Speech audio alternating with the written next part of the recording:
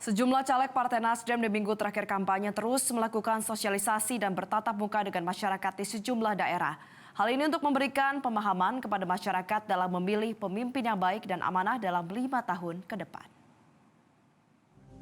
Caleg Nasdem DPR RI Sumut 1 yang juga mantan Kapolda dan Wakapolri tahun 2013-2014, Komjen Pol Purnawirawan Ogreseno, berdialog dengan sejumlah wartawan di Jalan Agus Salim, Kota Medan. Dalam dialognya, Komjen Pol Purnawirawan Ogreseno membahas tentang persoalan hukum dan kenangan semasa dirinya menjabat sebagai Kapolda Sumut tahun 2010-2011. Kala itu Ogreseno berhasil mengungkap kasus penyerangan kelompok kriminal bersenjata di salah satu bank di Kota Medan tahun 2011 dan juga kasus penyerangan ke salah satu markas kepolisian di Deli Serdang dan dugaan keterlibatan aksi kelompok teroris. Usai berdialog, sejumlah wartawan memberikan surat petisi ke caleg Nasdem DPR RI Dapil Sumut 1 ini agar membantu memperjuangkan undang-undang pers dan terlindungi dalam menjalankan profesinya.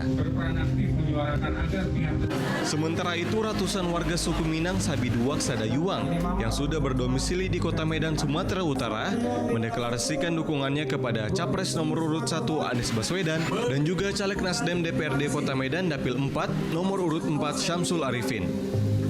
Ratusan warga Minang meyakini perubahan yang baik akan terjadi di bawah kepemimpinan Anies Muhaimin dan juga Syamsul Arifin apabila terpilih menjadi wakil rakyat nantinya.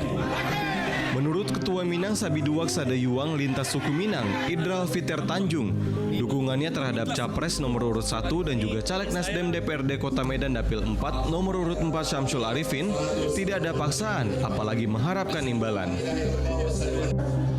Di Kabupaten Labuhan Batu, Sumatera Utara, caleg DPR RI Partai Nasdem Dapil Sumut 2 Abdul Manan Nasution menggelar kegiatan dalam rangka memperingati Isra Miraj. Kegiatan ini dilakukan untuk mengajak masyarakat Labuhan Batu dalam memilih pemimpin yang baik dengan membawa keberkahan dan perubahan. Peringatan Isra Miraj jelang pemilu ini juga diharapkan agar masyarakat tidak salah menentukan pilihan pemimpin bangsa.